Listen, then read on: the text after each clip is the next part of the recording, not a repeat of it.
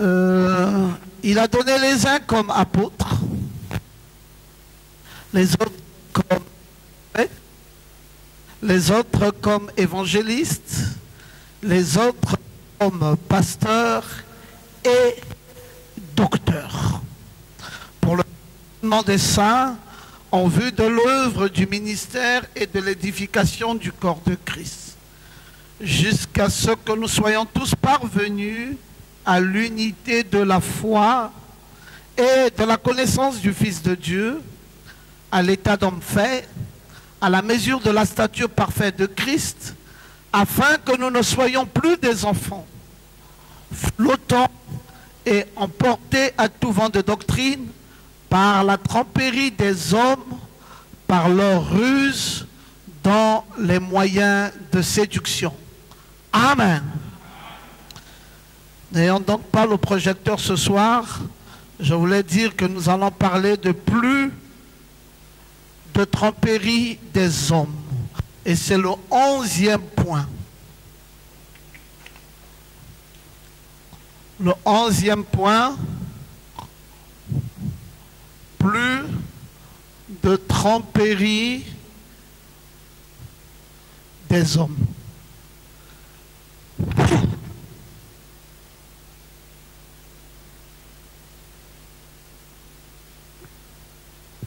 Vous allez encore vous souvenir des tout premiers points que nous avons étudiés. Nous avons étudié, comme nous sommes en train d'étudier sur les finalistes des Éphésiens 4:11, nous avons dit que ces finalistes des Éphésiens 4:11, qui ne sont rien d'autre que les docteurs, ont 12 attributions. Et nous avons dit que la première attribution des finalistes des Éphésiens 4:11, c'est pour le perfectionnement des saints. Perfectionnement des saints. Vous allez bien vous souvenir de ça. Ça, c'est la première chose. La deuxième chose pour ces finalistes, c'est pour l'édification du corps de Christ. Édification du corps de Christ.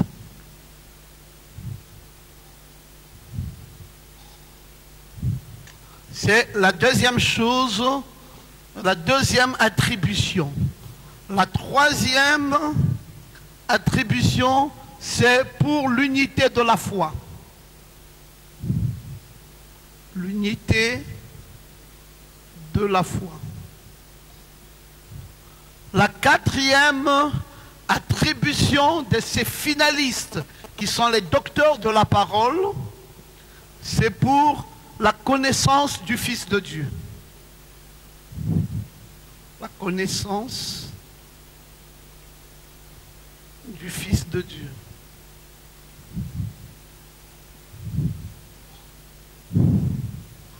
La cinquième attribution, c'est pour l'état d'homme fait.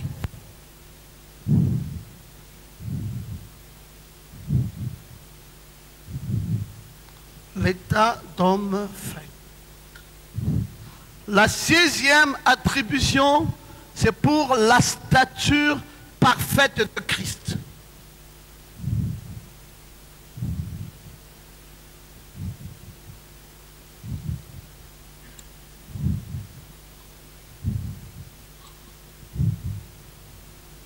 La septième attribution, c'est pour que nous ne soyons plus des enfants.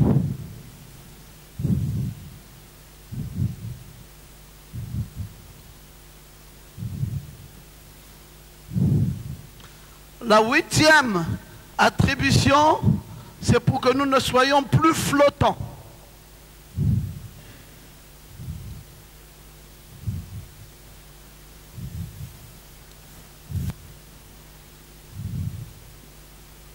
La neuvième attribution, c'est pour que nous ne soyons plus emportés.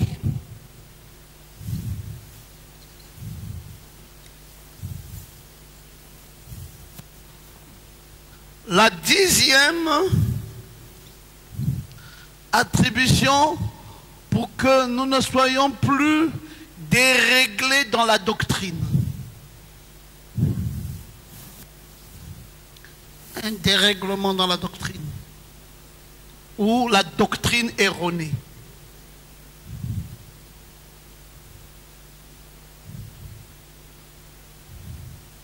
Et la 11e, c'est pour que nous ne soyons plus dans la tromperie des hommes. Plus dans la tromperie des hommes. Plus dans la tromperie des hommes. Voilà, mes frères, ce que nous étudions depuis beaucoup de temps déjà. Ça peut faire aujourd'hui 3 semaines, ou peut-être un mois, je ne sais pas trop. Mais nous tenons absolument à terminer cet enseignement parce que cet enseignement est cardinal. Et ceux qui veulent savoir ce qu'il en est de notre temps, ou ceux qui veulent savoir de ce qu'il en est du message de l'heure, eh bien, ça compte énormément pour ce qui est du message de l'heure. Dieu envoie un quintuple ministère. Pourquoi le quintuple ministère? Vous le savez déjà, parce qu'en Apocalypse 10, le cœur de la parole qui est le 7e son, Dieu a fait chevaucher. Chevaucher, une deuxième chevauchée, une troisième chevauchée et une quatrième chevauchée.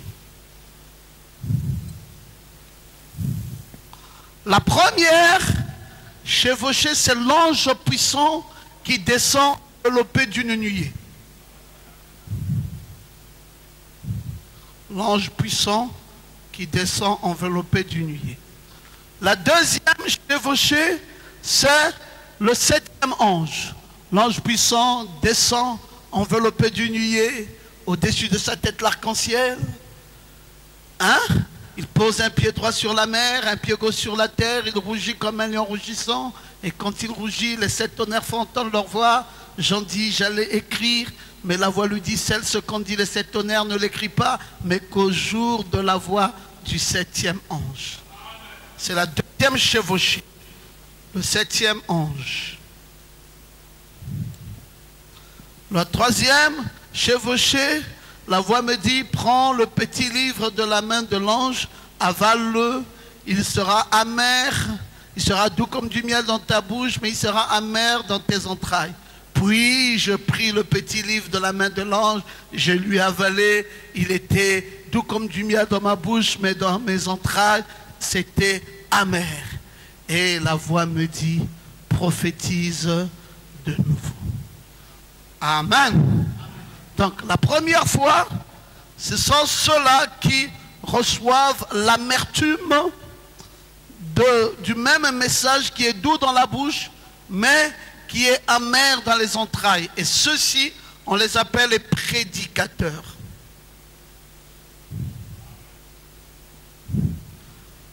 Ces prédicateurs sont tous ceux-là dont Ephésiens 4:11 nous a présenté comme étant comme. C'est une série de 4 types de prédicateurs. Ils sont comme apôtres, ils sont comme prophètes, ils sont comme évangélistes et comme pasteurs. Puis, il y a une troisième chevauchée, c'est la chevauchée des enseignants. Il y a une différence entre la chevauchée des prédicateurs et la chevauchée des enseignants, parce que la chevauchée des prédicateurs, ceux-là saisissent les pécheurs et les amènent à la repentance. Mais ceux-ci positionnent les croyants dans le corps de Christ. Et Branham, sur toute la ligne, a dit que les prédicateurs et les enseignants sont différents. Et dans sa présentation personnelle, il a dit qu'il était tout sauf un enseignant de la parole. Il n'était pas un docteur. Et ce sont ceux-là dont la parole avalée n'est pas amère, parce qu'ils prophétisent sur les nations. Ils prophétisent sur les peuples. Ils prophétisent sur les langues. Et ils prophétisent sur les rois. Voilà leur mission. Ils sont dans un ministère totalement différent de tout ce que l'on peut imaginer. Ils ont une commission internationale. Commission internationale. Parce que ils ont les nations. Ils sortent de la nation dans laquelle ils sont. Ils vont dans plusieurs nations. Et leur commission est une commission internationale. Alors ce sont eux les finalistes. Ils sont dans la 4e chevaux. Ceux-ci ne tâtonnent pas avec la parole. Ceux-ci ont une mission cardinale. Vous allez leur poser la question, toute bête, est-ce qu'on est enlevé ou on n'est pas enlevé? Ils vous disent clairement pourquoi nous sommes enlevés et comment nous sommes enlevés. Est-ce que Jésus est venu ou il n'est pas venu? Ils vous disent clairement que Jésus est venu. Vous allez leur dire, mais où se trouverait la différence entre la venue, l'apparition et la disparition? Ils vous situeront. Vous allez leur poser des questions sur le jugement du trône blanc. Ils vous situeront. Sur le Gog et Magog, ils vous situeront. Sur le millénium, ils vous situeront. Sur le subconscient, ils vous situeront. Sur le ministère selon l'ordre de Melchisédek, ils vous situeront. Sur les 7 catégories de peuples qu'il y a sur la terre, ils vous situeront.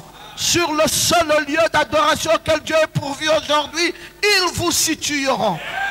Ils vous situeront sur toute la ligne de la parole. Mariage et divorce et remariage, ils vous situeront.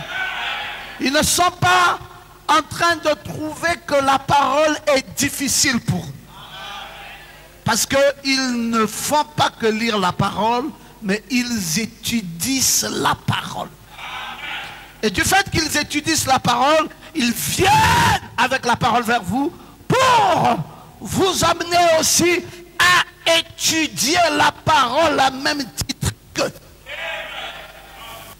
Et cela, puisqu'ils sont des finalistes, ils vous donnent la colonne vertébrale et ils vous donnent une vraie position de foi.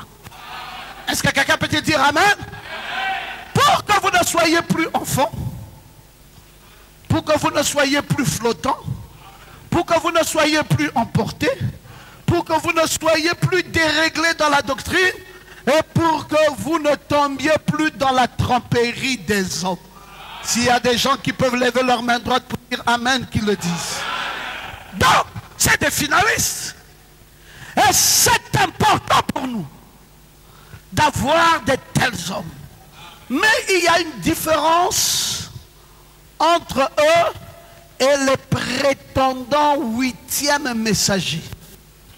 Eux ne sont pas des messagers parce qu'ils n'ont pas un message.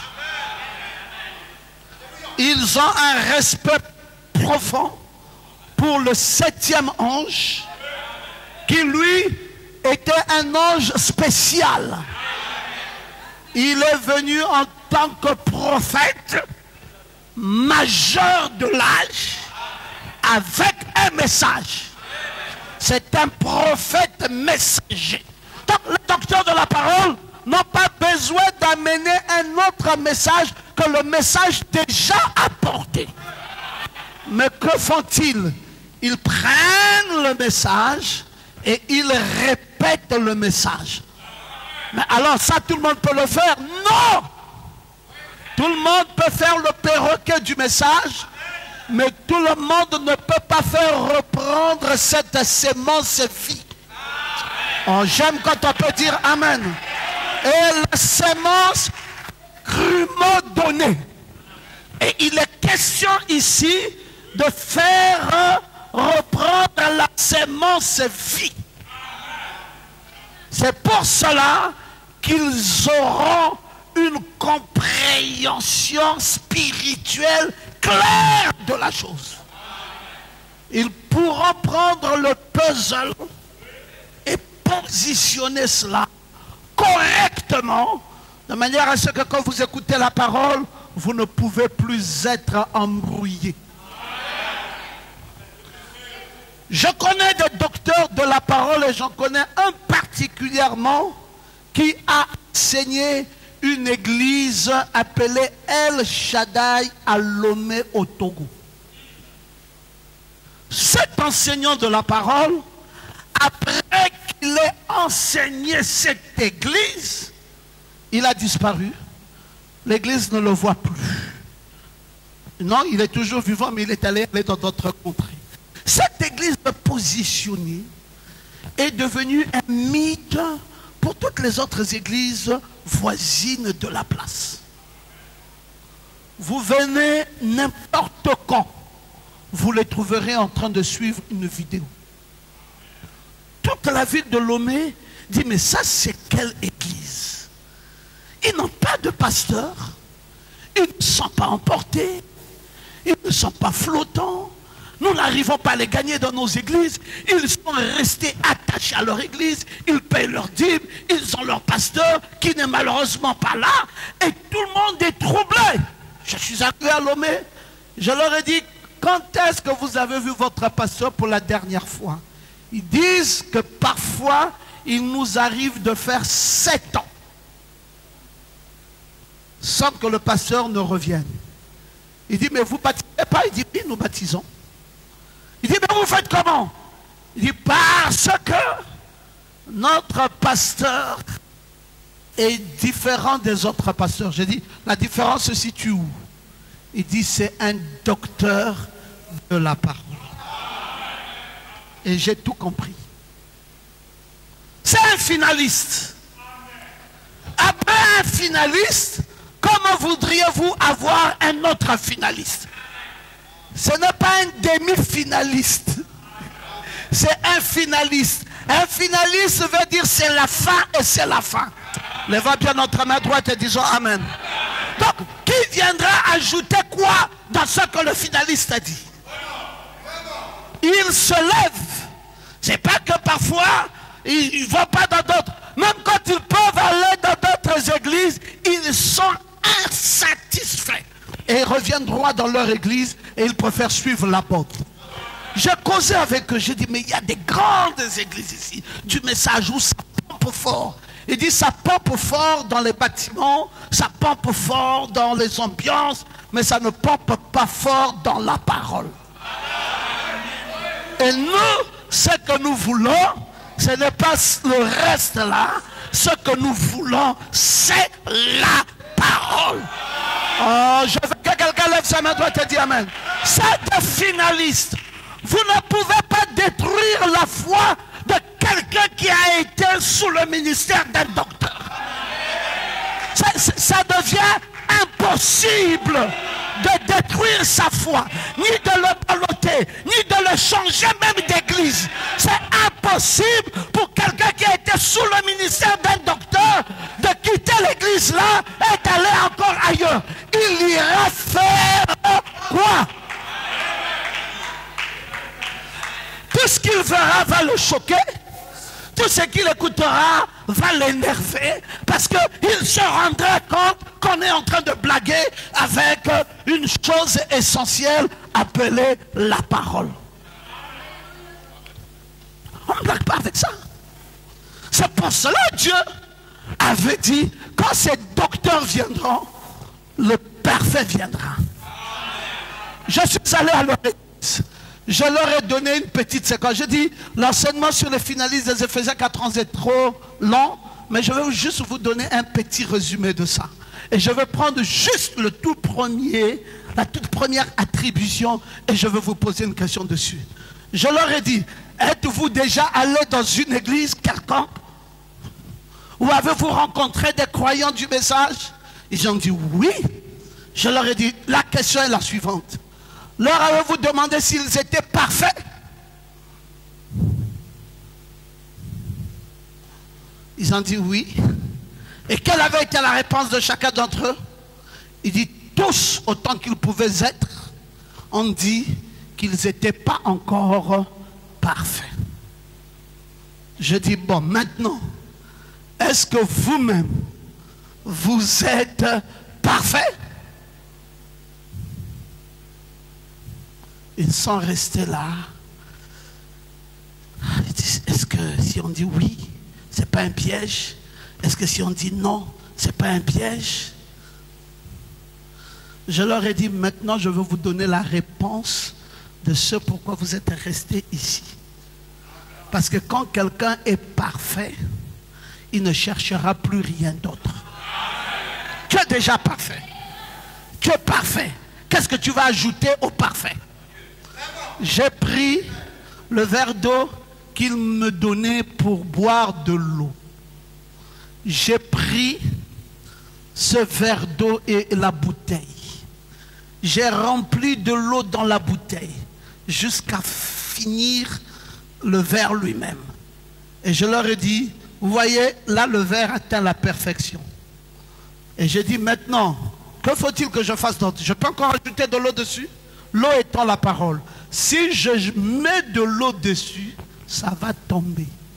Ça ne peut plus rentrer parce que toute la contenance est pleine. C'est ça le parfum. Je dis, vous savez pourquoi vous ne pouvez plus aller nulle part? Parce que le docteur Lys a rempli vos vases jusqu'à ce que le vase s'est rempli. Maintenant, quand on veut mettre encore dessus, ça coule. Et il n'y a plus d'utilité d'aller encore mettre de l'eau dans ces vases qui sont déjà des vases pleins. Mais pourtant, il y a encore des manquements en vous.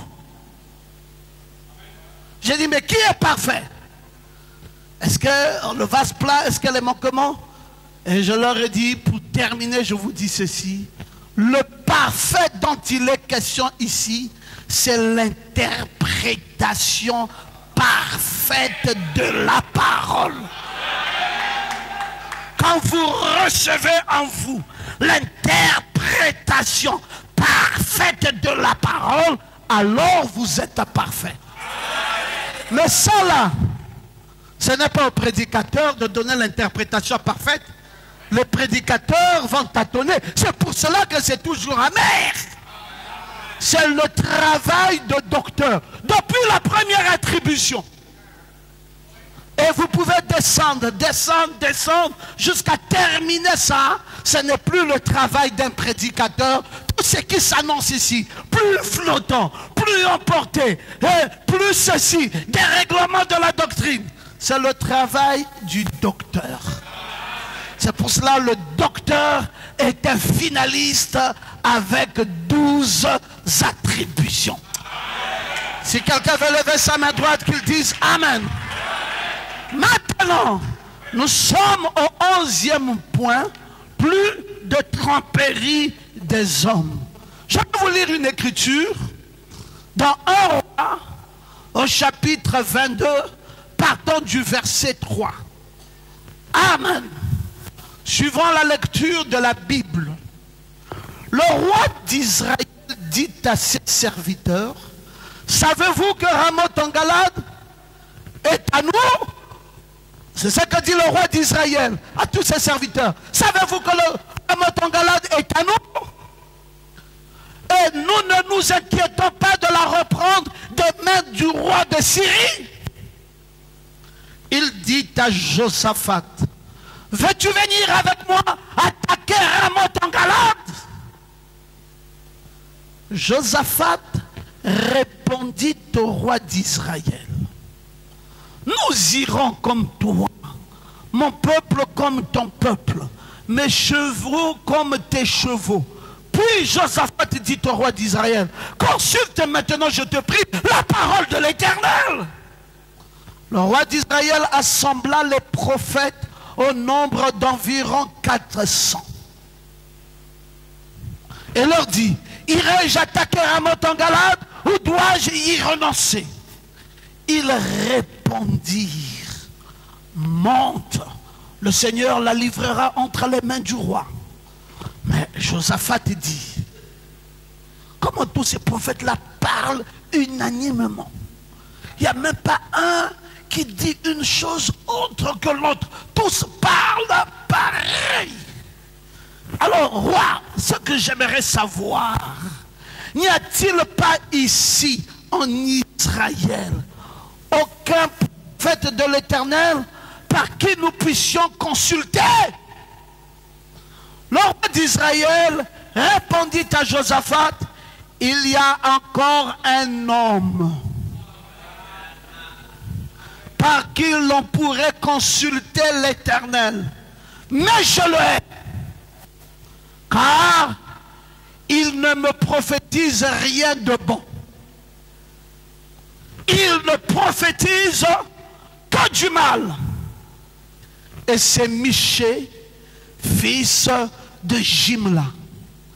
Josaphat dit que le roi ne parle pas ainsi. Nous sommes au verset 8. Le verset 17. Michée répondit, quand il fut venu là, il dit, je vois tout Israël dispersé sur les montagnes, comme les brebis qui n'ont point de berger.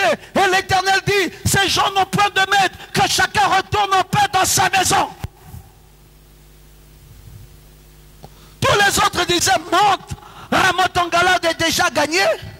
Michée vient à son tour, il dit, je vois qu'Israël est dispersé sur les montagnes, comme des brebis qui n'ont point de berger. Le roi d'Israël dit à Josaphat, ne te l'ai-je pas dit? Il ne prophétise sur moi rien de bon, il ne prophétise que du mal. Michée dit, écoute donc la parole de l'Éternel. J'ai vu l'Éternel assis sur son trône, et toute l'armée des cieux se tenant auprès de lui, à sa droite et à sa gauche. Et l'Éternel dit, qui séduira Akab pour qu'il monte en Ramoth en Galade et qu'il y périsse? Et ils répondirent l'un d'une manière, l'autre d'une autre. Et un esprit va se présenter devant l'Éternel et dit, moi, je le séduirai. Nous sommes le verset 21, verset 22. L'Éternel lui dit, comment? Il dit, je sortirai, répondit-il, je serai un esprit de mensonge dans la bouche de tous ces prophètes. L'Éternel dit, tu le séduiras et tu en viendras à bout sans faire ainsi. Et maintenant voici, l'Éternel mit un esprit de mensonge dans la bouche de tous les prophètes qui sont là. Et l'Éternel a prononcé du mal contre toi. Or, Sédécias, fils de Canaan, s'étant approché, frappe Michée sur la joue et dit, par où l'esprit de l'Éternel est-il sorti de moi pour te parler? Michée répondit, tu le verras au jour où tu iras de chambre en chambre pour te cacher. Que quelqu'un dise un peu amen à ça. Mes frères, cette histoire est l'une des merveilleuses histoires que je n'ai jamais lues dans la Bible pour donner la réponse à ce qu'Éphésiens 4:11 avait dit, plus de tromperie des hommes. Qu'est-ce qui va se passer avec 400 prophètes d'Akab? Ils sont là. Akab a des problèmes aussi. Akab doit monter en Syrie parce qu'Akab veut récupérer cette ville qu'a appelée Ramoth en Galade. Et il demande, est-ce que quand j'irai là-bas en Syrie et que nous allons nous battre pour récupérer ce territoire, un peu comme le Gabon dit, nous nous battons pour l'île Bagné, et le président Ali dit, bon, maintenant nous allons pour attaquer la Guinée équatoriale afin de récupérer l'île de Bagné, et il appelle tous les prophètes, il dit, dites-nous un peu, qui peut nous donner la réponse exacte par rapport à l'île Bagné, quand nous montons là-bas pour attaquer la Guinée équatoriale, serons-nous capables de récupérer l'île Bagné? Et puis tous les prophètes, 4, on dit oui, montons, la victoire est déjà pour nous, nous reviendrons avec Ramoth en Galade. Josaphat dit, il y a quelque chose qui cloche. Il dit, la réponse de ces prophètes ne me convainc pas. Comment tous peuvent dire, Jésus revient, alléluia, Jésus revient. Il dit, je ne suis pas convaincu de ça. Il n'y a pas quelqu'un qui peut dire autre chose. Josaphat dit, donnez-moi un autre prophète. Comment tous peuvent dire, nous attendons l'enlèvement. Ça viendrait comment? Il n'y a pas un autre prophète qui peut dire autre chose. Josaphat et Akab d'ici, il y en a quand même un, je connais un. Mais hey, papa, si tu veux une prophétie qui va à l'encontre de ce que tu crois, c'est lui-là, il viendra dire ça. Josaphat dit, moi c'est pas une histoire de prophétie de ce que je crois ou je ne crois pas. Je veux une prophétie qui sorte de l'Urim et le Tumim. Je veux une prophétie que Dieu a parlé. Pas une histoire où je crois ou je ne crois pas. Si c'est Dieu qui le dit, je dis Amen. Si c'est pas Dieu, je me tais. Dis, faites-moi venir ce prophète. Michée est arrivé. Michée dit non, montons, nous allons gagner. C'est lui-même encore, Akab, qui dit, oh Michée, pardon. Ce que tu dis là, c'est la vérité. Michée dit oui, nous attendons tous, Jésus revient. Il dit non, Michée, pardon. Toi, comme tu décortiques les choses, dis-moi si c'est la vérité, ce que tu veux dire là. Michée dit, mais qu'est-ce que tu voulais donc que je te dise? J'ai aussi parlé comme tous les autres parlent. Il dit non, toi si tu parles je veux croire, parce que tu dis selon la vérité. Il dit c'est vrai ça. Il dit c'est vrai, mais ne change pas de bouche. Il dit oh, bon, toi-même tu veux la vérité et toi-même tu ne veux pas qu'on change de bouche. Mais nous allons dire ce que Dieu a dit. Il dit oui papa, dis ce que Dieu a dit. Il revient et dit hey, Israël est dispersé, le berger est mort. Il dit que moi le roi Akab, je veux mourir dans ce combat-là.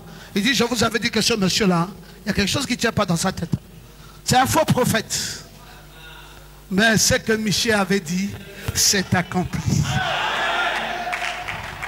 Et finalement, en conclusion, que pouvons-nous dire? Que la tromperie des hommes était dans les 400 prophètes et la vérité de la parole était avec un seul. Mais mes frères, si c'est ça le tableau que nous présente la Bible, ça veut dire que la vérité sera prise par une minorité. La vérité ne sera pas une affaire de majorité. La vérité sera par la minorité. Bon, si la vérité est par la minorité, écoutons donc ce que va dire le prophète lui-même. Ah, c'est pour cela j'aime afficher la citation. Je n'ai pas affiché ce soir, c'est pas grave.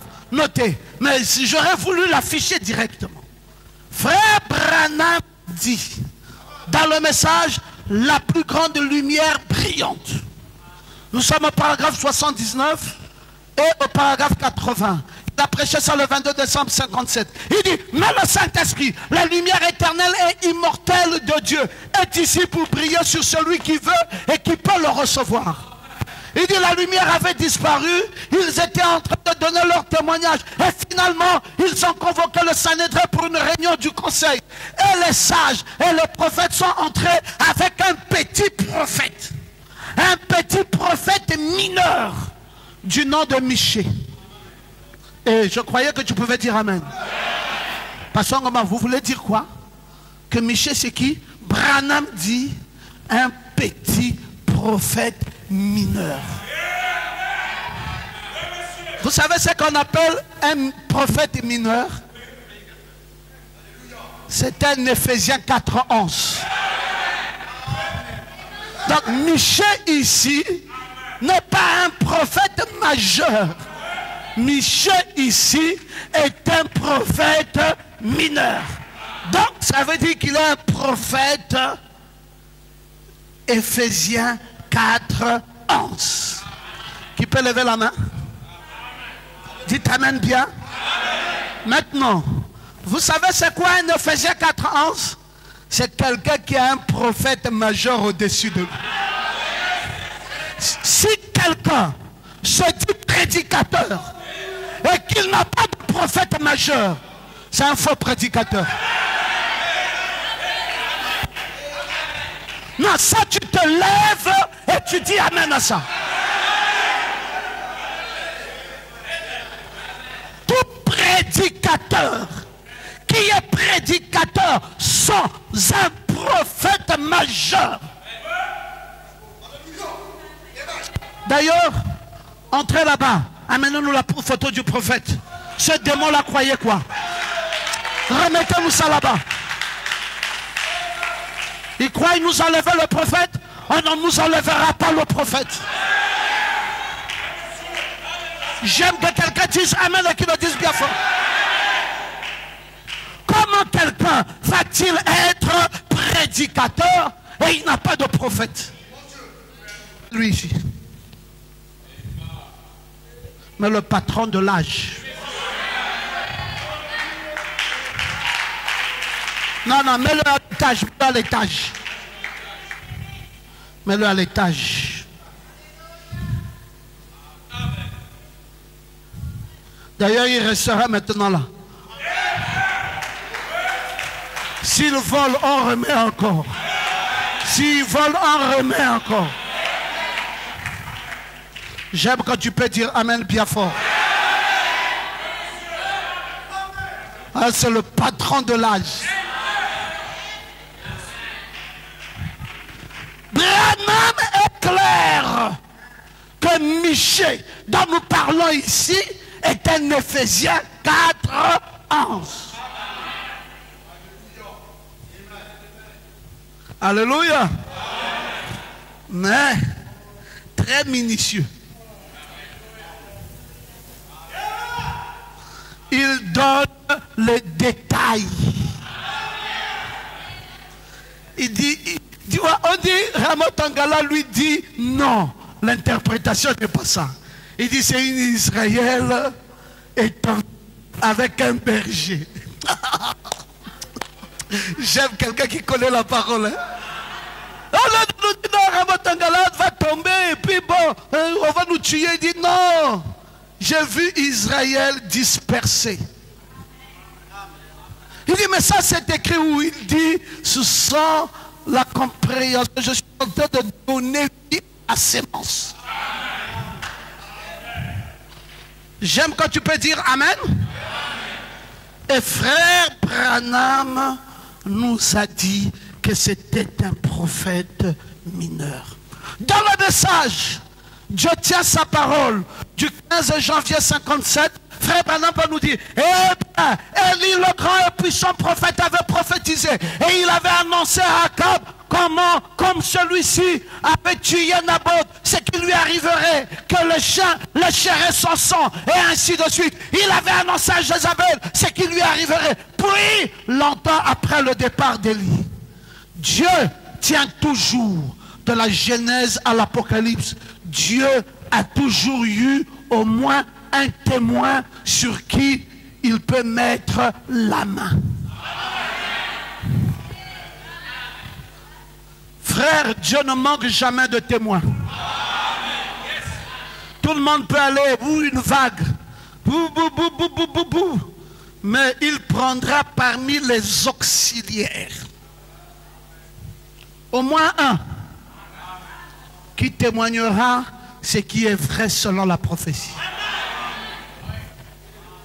Et c'est ce que Frère Branham nous dit ici. Dans la Genèse de l'Apocalypse, Dieu a toujours eu au moins un homme sur qui il peut mettre la main. Il n'a jamais manqué de témoins. Ensuite, 21 jeunes hommes du nom de Michée, un petit prophète. Il était haï des autres. Akab, eh bien, peut-être qu'il pensait que la religion juive était très bien. Bien, c'est ce que le croyant moderne pense aujourd'hui. Le petit prophète haï de ses frères du nom de Akab était le témoin que Dieu avait dans sa main. Ce qui me réjouit, c'est ça, mes frères. C'est que Dieu a un témoin aujourd'hui. Pour que toi, tu ne sois pas dans la fausseté, Dieu a au moins un témoin. Dis Amen à la vérité. Dis Amen à la parole. Mais il avait prévu ça. Quand il a parlé des Éphésiens 4:11, il avait prévu qu'il y aura une foule de trompeurs. Et il a dit, pour que vous ne soyez plus flottant, emportés à tout vent de doctrine par la tromperie des hommes. Parce qu'il savait qu'il y avait des trompeurs qui seront là. Il dit, avant que vous ne tombiez sous le coup de ces trompeurs, moi, je vous garantis que j'ai au moins un témoin que je garde dans mes mains. Je n'ai pas tout lâché. Tous ne sont pas tombés de travers. Il y aura au moins un témoin. Et Branham nous confirme que ce Michée est celui-là dont on dit au moins un témoin que Dieu a. Ça me rassure, mon frère. Et qui est ce Michée? Ce témoin est un Éphésiens 4:11. Dieu tient sa parole. Nous sommes au paragraphe 55. Il dit, ces hommes étaient assis là. À peu près, ils ont rencontré un groupe. Ils ont dit, maintenant écoute ça. Michée, veux-tu être en bon terme avec ce groupe? Si c'est le cas, tu dois dire la même chose que les autres. Dis simplement, prophétise. Dis-lui de monter et tout ira très bien. Sois simplement d'accord avec lui. Et je vais te dire quoi? Tu seras le surveillant général l'année prochaine. Tu seras quelque chose comme cela. Oh, il va t'offrir un poste. Si seulement tu dis la même chose que les autres. Michée a dit, mon Dieu est vivant. Je n'annoncerai que ce que mon Dieu aura dit. Et Frère Branham dit, eh bien, c'est ce dont nous avons besoin. Ce dont l'Amérique a besoin. Je n'annoncerai que ce que Dieu dira. Pas plus, pas moins. C'est vrai. Michée savait donc qu'Élie, le prophète de Dieu, un vrai et authentique prophète, avait prophétisé du mal contre Akab. Comment, Frère Branham dit au paragraphe 56, comment alors pouvait-il donc en provenir autre chose que le mal?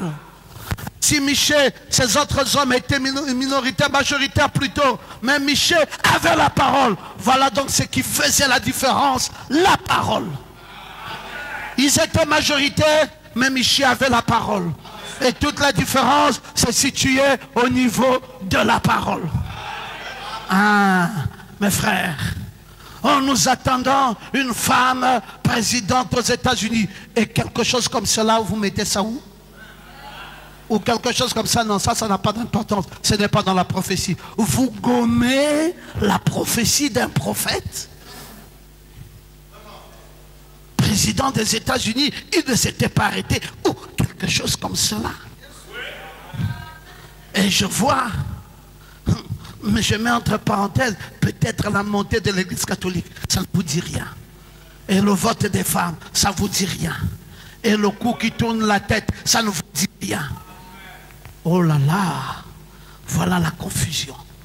Quand il n'y a plus de Michée derrière Ésaïe, quand il n'y a plus de Michée derrière Élie, alors que Dieu est en train de faire succéder des prophètes majeurs, et que Michée a les rouleaux du livre. Nous allons lire ça. Frère Branham dit qu'il avait les parchemins du prophète Ésaïe.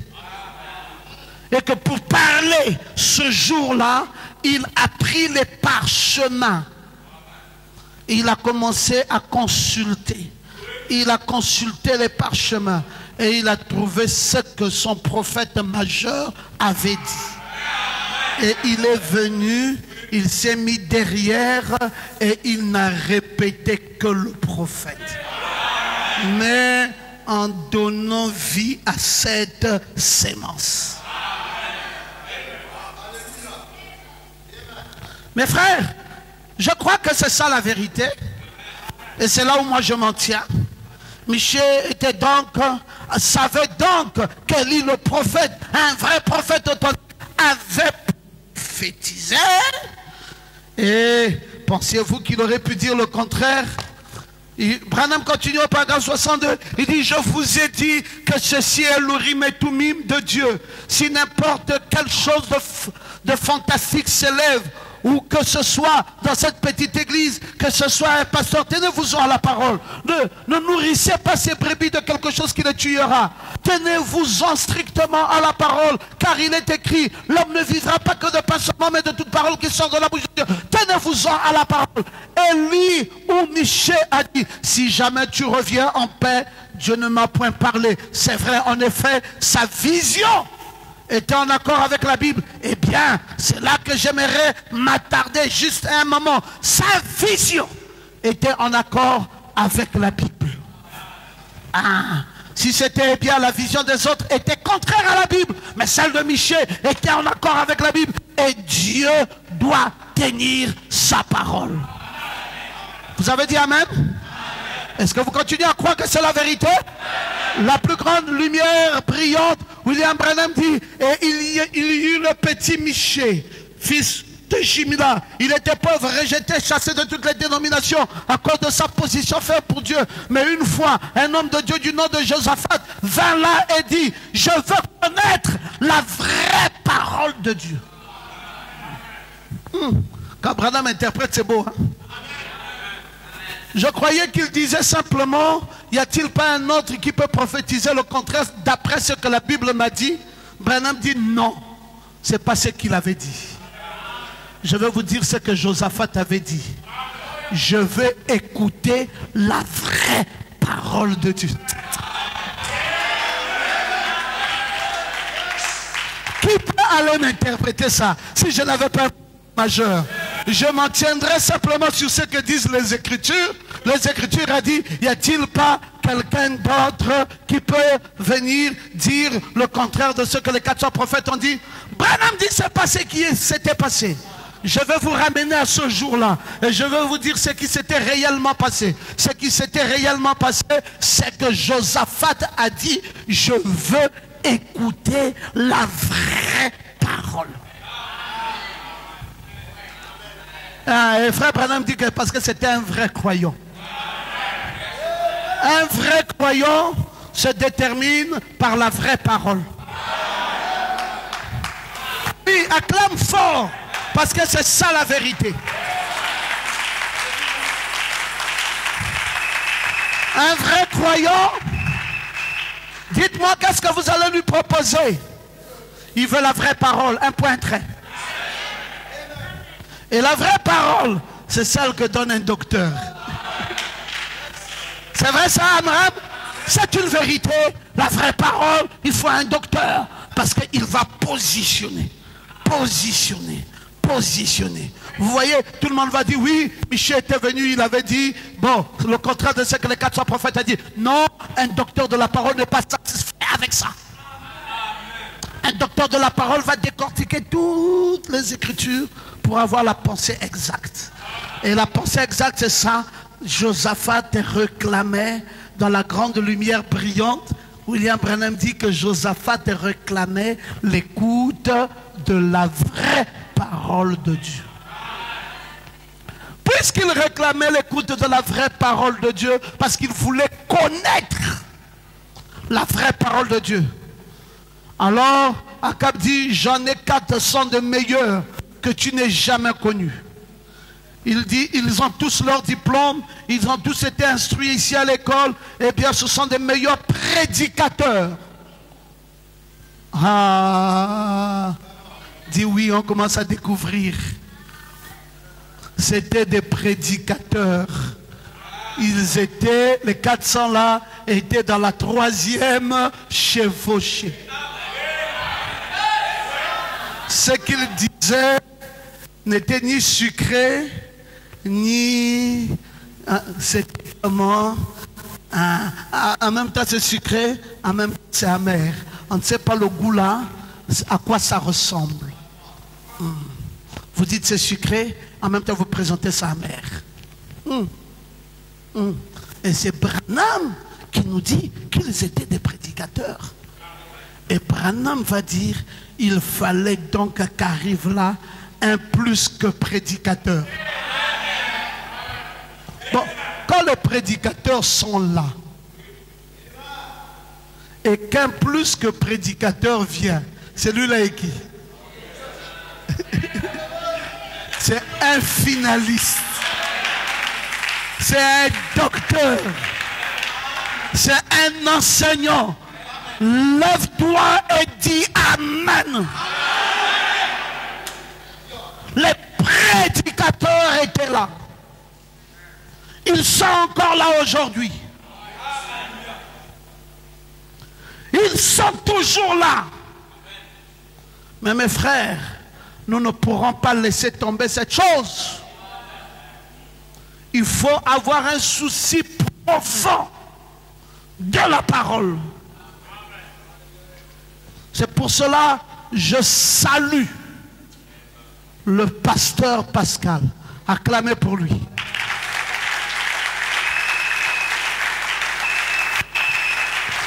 Pasteur Pascal, c'est le pasteur du message à Oyem. Un homme sincère. Il a essayé de comprendre la parole. Il a fait de son mieux pour essayer de comprendre le message. Et il a tiré sa...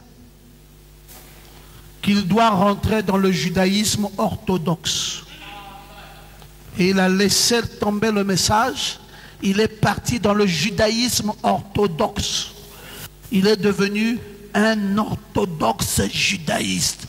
Et là-bas, on enseigne que Jésus n'est pas le Messie. Jésus n'est qu'un simple prophète. Et lui, il est rentré dans cette croyance. Et il est là, et il est là, il fait venir les Juifs, et c'est fini, il est là, et il prie maintenant au nom de Yeshua Mashiach, et il est là, et il observe le Shabbat, et il est là, sincère. Puis, il a prié Dieu, il dit, Seigneur, j'ai un père à Libreville, le docteur Pierron Gomat, il faut que j'aille le voir, et que je lui demande clairement si ma position est celle de la parole.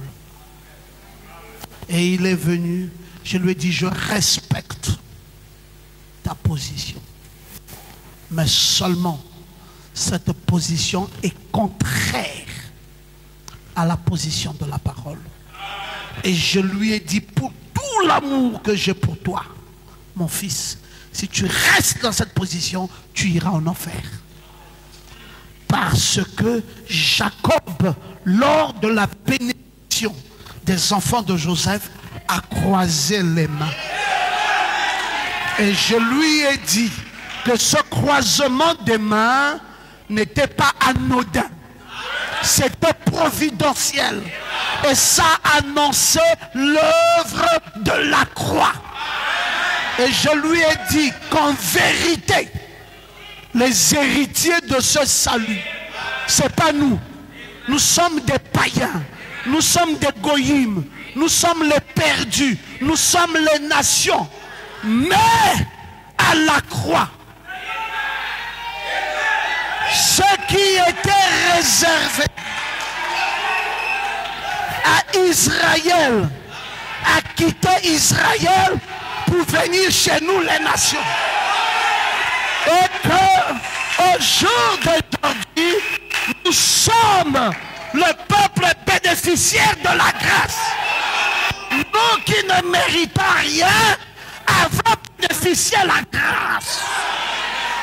Je lui ai dit, nous devons respecter Israël. J'ai dit, tu as 100% raison de respecter Israël. Parce que béni quiconque bénit Israël et maudit quiconque maudit Israël. Mais nous ne sommes pas des Israélites naturels. Parce que quand Dieu traite avec Israël, il traite de façon naturelle. Là-bas, on les dénombre et ils sont au nombre de 144 000. Et c'est eux, Benjamin. Mais toi, tu es Gabonais. Tu ne peux pas être juif. Tu n'as pas un parent juif. Tu n'es pas un descendant juif. Tu n'es pas un judaïste. Tu es un fils des nations. Et si tu es un fils des nations, reviens au prophète de l'âge. Reviens au prophète de l'âge. Sois comme Michée, un prophète mineur avec un prophète majeur. Et prends le parchemin du prophète, consulte et dis la vérité aux gens.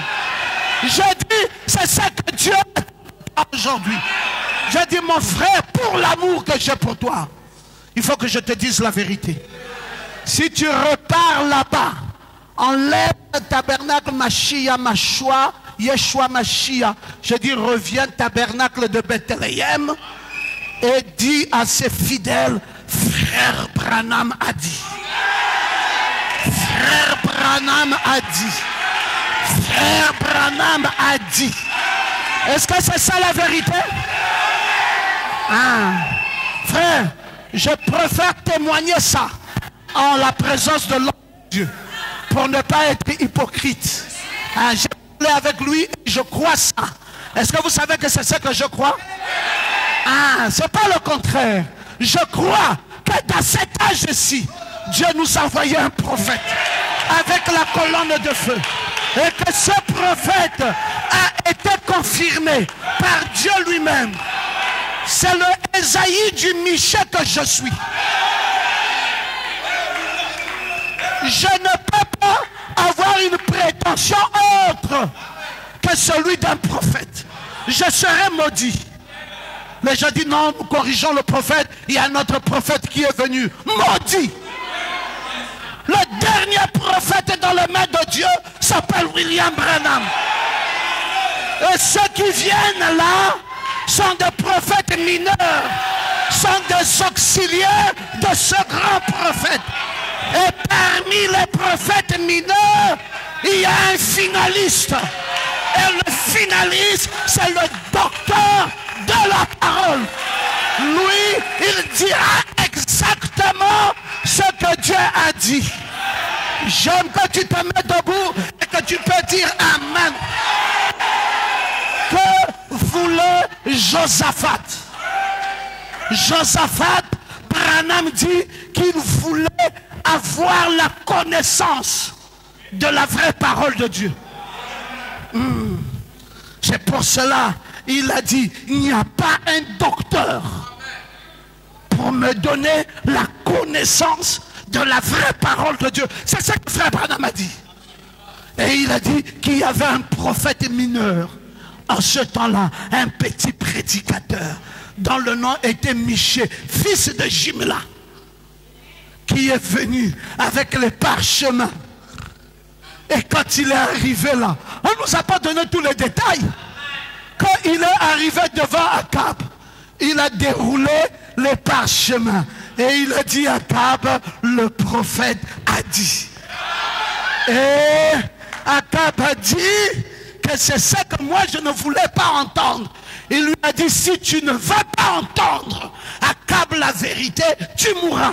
Et il y avait un prédicateur dénominationnel qui était là. Son nom était Sédécias.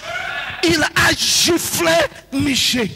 Mais mes frères, même si on me giflait, la vérité restera la vérité. Même si on me giflait, la vérité restera la vérité. Nous n'accepterons pas une autre doctrine en dehors de ce que notre prophète a dit. Nous resterons attachés à ça. frère, nous ne sommes pas à la recherche des autres choses. Un juif, à l'heure actuelle, est perdu. La grâce du juif est venue chez le païen que je suis. Et le juif est là, il ne connaît rien. Il tient la Torah. Mon Dieu, la parole de Dieu, la véritable, c'est celle-là qui a l'Ancien Testament et le Nouveau Testament. Et cette vraie parole a 66 livres. La Torah en 2016 est Ikabod. C'est une vérité, mes frères. Tu prends la Torah, c'est comme quelqu'un qui prend le Coran. Vous faites la même chose. Si tu veux la parole de Dieu, prends la Bible. Maintenant, si tu veux la parole ouverte, prends le message. Maintenant, si tu veux l'interprétation parfaite de la parole, prends le docteur. Lève-toi, dis Amen.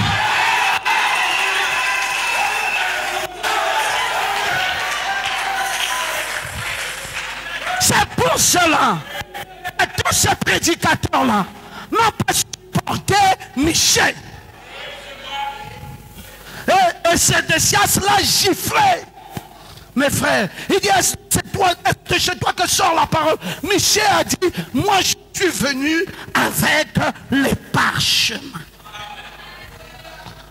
Ce que je dis là, c'est pas moi le premier à dire. Il y a des prophètes qui ont parlé avant moi.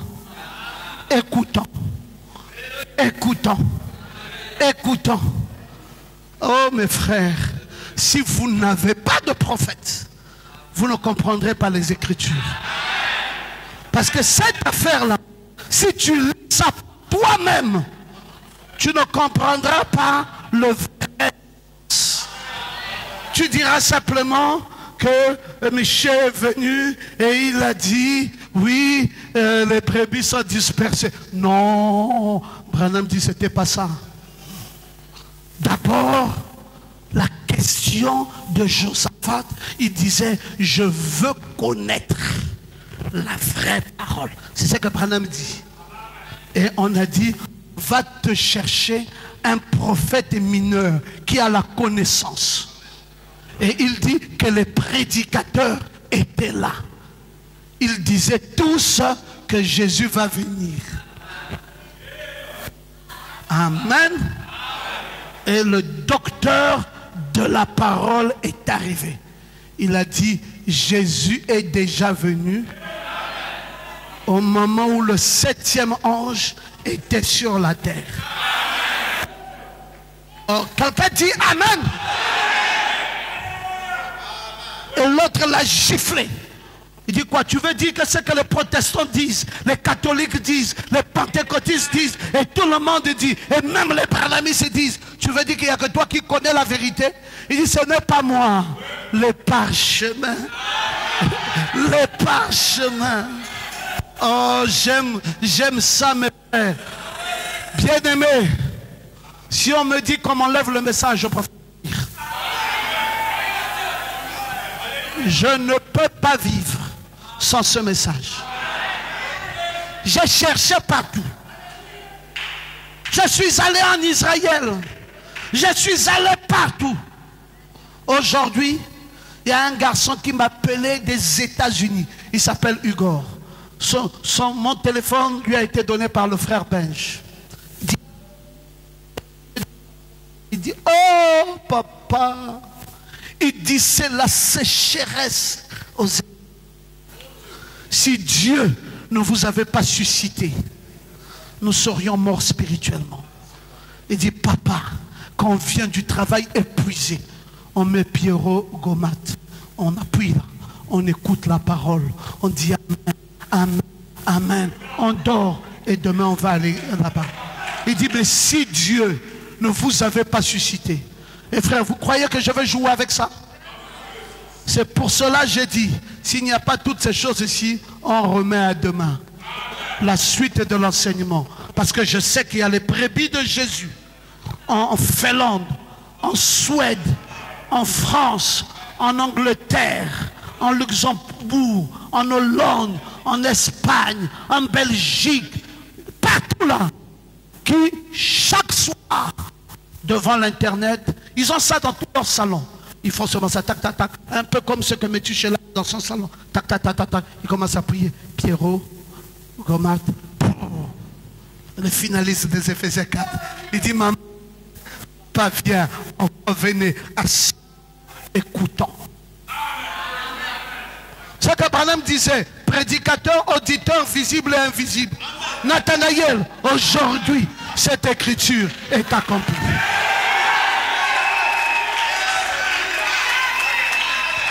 Auditeur visible et invisible. Et permettez que je vous dise, l'invisible est plus nombreux que vous. Vous êtes une petite poignée. L'invisible est le monde entier. Ils sont grippés à ça. Hein, vous dites, je suis pasteur comme un autre pasteur à nous seuls. Vous avez oublié, vous ne connaissez rien. Au jour d'aujourd'hui, vous ne pouvez plus vous accaparer de cet homme. Cet homme appartient au monde entier.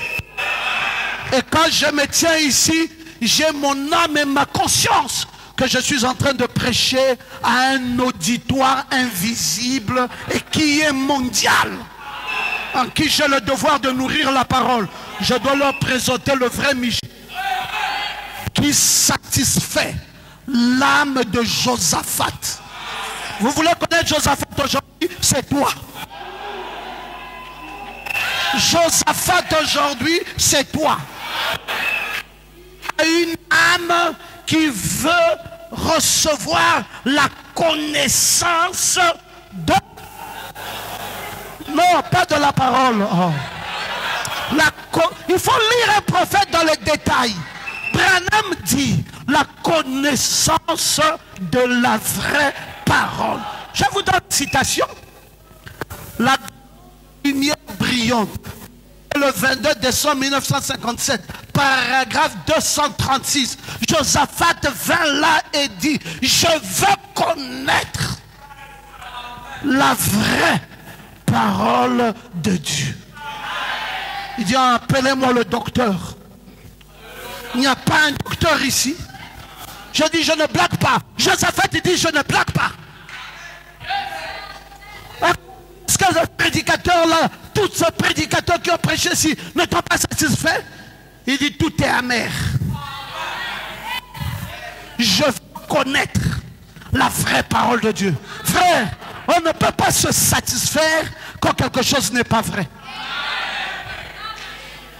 Vous dites à un homme qui est tripartite qu'il va être enlevé par son corps quand il connaît lui-même ce corps-là lui fait comme mal tous les jours. Frère, vous ne pouvez pas satisfaire un vrai croyant en lui disant que son corps ici est sain. Frère, même si je veux être un séducteur, mais là je vais me séduire moi-même. Quand je ne mange pas, je ne suis pas à l'aise physiquement. Si quelqu'un m'énerve, je me fâche. Et parfois, quand je veux sauver ma face quelque part, je mens.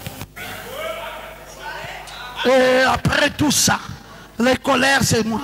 Les mensonges, c'est moi. Les tribulations, c'est moi. Et devant des choses parfois bizarres, tu sens les crampons.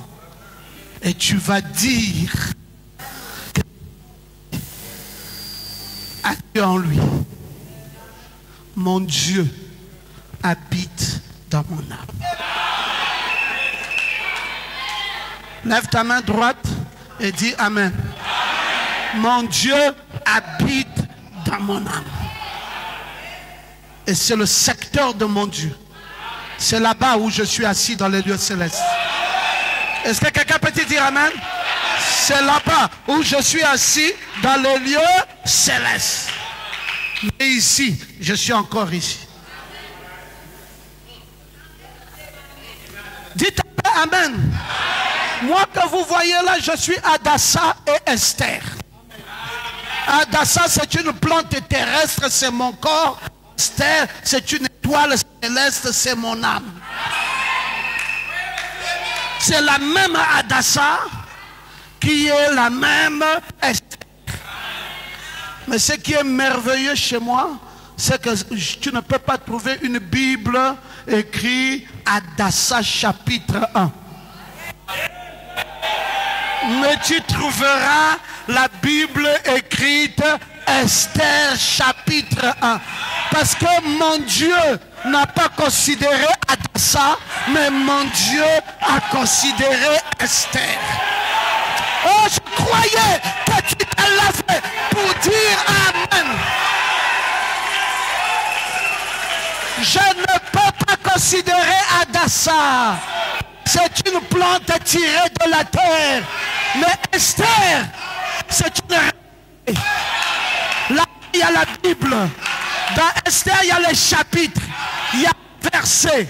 Il y a la parole. Il y a des alléluia. Il y a des amen. Mais Hadassah n'existe pas. Est-ce que quelqu'un sent que c'est la vérité? C'est pour cela, Michel, fils de Jimla, s'est levé et il a dit, ainsi parle l'Éternel. Prenons les rouleaux du livre, consultons ce qu'a dit un prophète. C'est la fin de l'histoire. C'est la fin. J'aime ça, mes frères. Oh, j'aime ça plus que toute chose. Amen, amen, amen, amen. Bon, maintenant je suis en train de terminer. Bien sûr, nous sommes en train de terminer. Je voulais juste prendre une dernière citation ici pour en fait terminer avec notre belle histoire.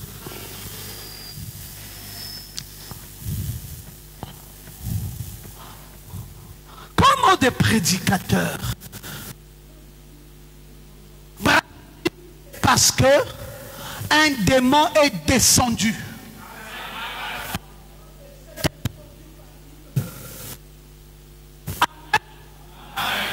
Et leur a donné une puissance d'égarement pour croire au mensonge. Mes frères, c'est une puissance d'égarement. Oui, très dangereux. Une puissance d'égarement pour croire au mensonge.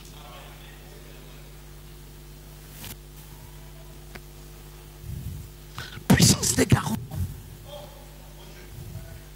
Quand ça descend sur un homme, frère, tu ne peux plus te maintenir. Ce n'est pas une petite chose. C'est pour ça que quand vous voyez quelqu'un qui est déréglé, comme on dit ici, plus de tromperie des hommes. Ah, frère, il faut une grâce exceptionnelle de Dieu. Parce que quand quelqu'un tient sa chose là et qu'il est convaincu à 1000% que c'est ça la vérité, frère, une puissance d'égarement.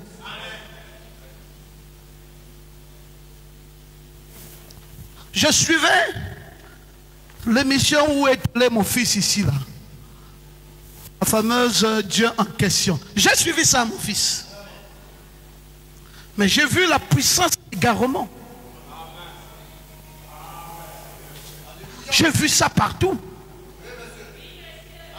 Une puissance d'égarement. Vous trouvez qu'il est gnostique. L'agnostique. Et il dit selon l'agnostique. Selon la paperasse de l'agnostique, et il commence à expliquer la donne. Mais mes frères, ça c'est une puissance d'égarement. Et quelqu'un est heureux d'être agnostique. Et l'autre là-bas est heureux d'avoir eu son prophète qui a créé une nouvelle Bible et qui a fait brûler la Sainte Bible. Et il est là et il est heureux. Et l'autre là-bas, j'étais là, je disais, oh Dieu, la puissance d'égarement. ne faut plus participer à ce genre de choses. Hein. Il y a des esprits terribles dans ces choses-là. Hein. Parce que quand vous parlez, pour peu que tu commences à bouger la tête, le monde entier dit, regarde, il est même d'accord avec des gnostiques. Moi, quelqu'un m'a appelé pour me dire, mais est-ce que ce garçon-là est toujours ton fils? Mais comment il peut être d'accord avec les gnostiques, être d'accord avec les musulmans, être d'accord? Quoi, il n'a plus d'opposition, il est toujours ton fils? J'ai dit, c'est mon fils, taisez-vous. Il n'est pas d'accord avec eux. Suivez-le bien. Il croit la vérité de la parole, il croit le message. Hein? Il dit, mais non, non, non, parce qu'on m'a fait très attention. Parce que... Je dis, hey, il n'y a pas d'attention à faire, laissez mon fils tranquille, il aime le message. Son père, c'est le docteur Pierron Goma. Il ne croira pas à des hérésies. Il dit, s'il y a des choses qui ne vont pas moi-même, je vais le corriger. Je le corrigerai à la maison. Amen. Hein? Les cacous, les quoi, les gnostiques, les quoi, les branamistes, les quoi. Mes frères, tout ça, c'est des puissances d'égarement.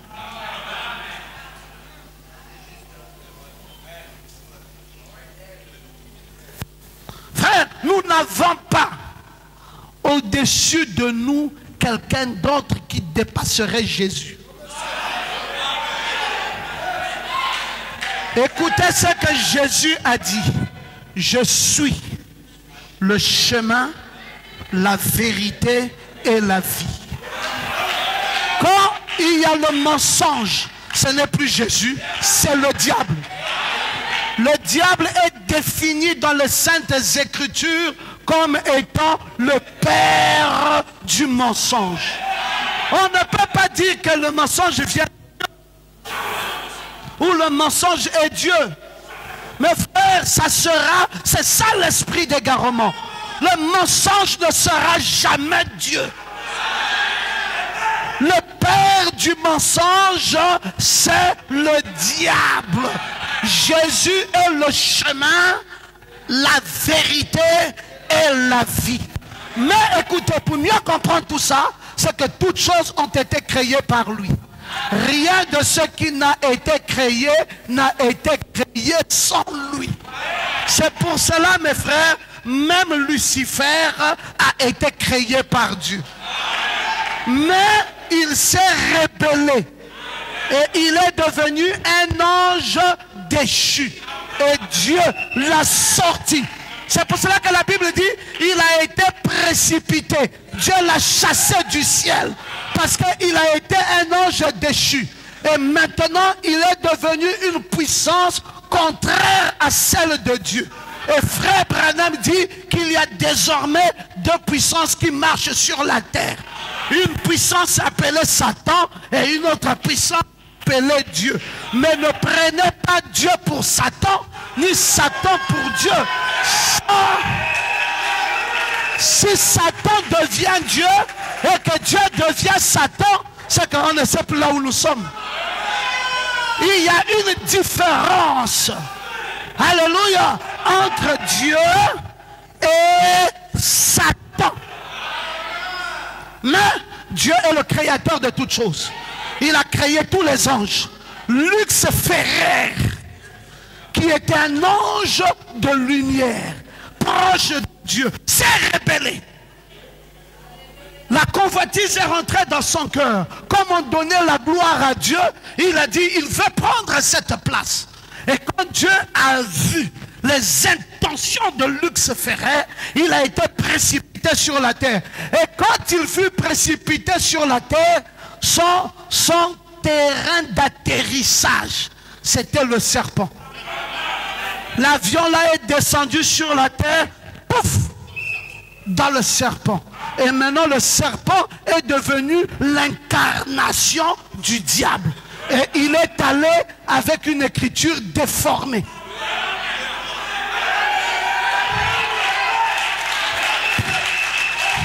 C'était, Branham dit, c'était 99% de vérité et 1% de mensonge. Et ça a amené sur la terre le mal de tête, ça a amené les fièvres, ça a amené la mort. Et Dieu, dans ce temps, est venu tout rétablir. Oh, j'aimerais que quelqu'un se lève et dise Amen. C'est pour cela, les enfants, quand vous voudriez aller dans un débat, équipez-vous d'abord. Pour que vous soyez capable de défendre les couleurs du royaume. Sinon, les gnostiques, les branhamistes, les faussaires et tout ça vont vous amener dans des tribulations. Je n'aime plus ce genre de choses. Parce que de toutes les façons, c'est des débats stériles. Moi, j'aime un débat constructif. Si on débat et que la vérité sorte, on change de camp.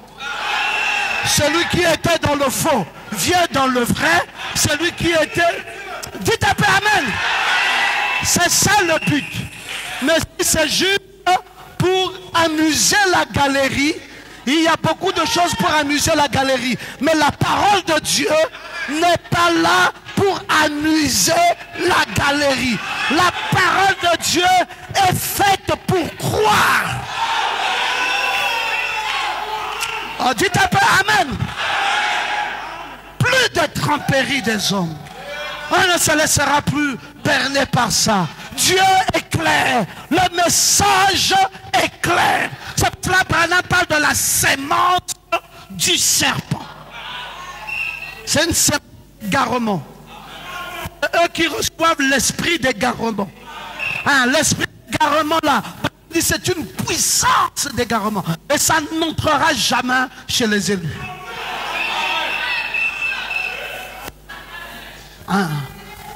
Frère, même si tu es là, tu diras ça, je ne crois pas. Gnostique, je vais amener ça où? Je ne crois pas ça.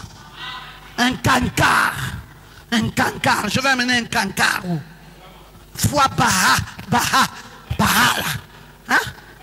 Baï. Jamais ça. Foi Baï, un cancard. Dieu, de toute l'histoire, mais un prophète majeur, mais un prophète mineur. C'est ça la vérité. De toute l'histoire, un prophète majeur et un prophète mineur. C'est ça mon fils.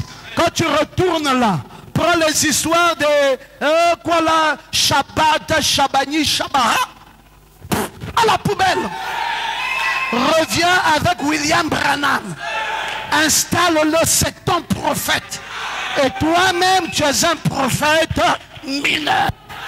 Et tu te tiens là, le prophète a dit, le salut sera là. Que Dieu vous bénisse. Alléluia. Glory to God.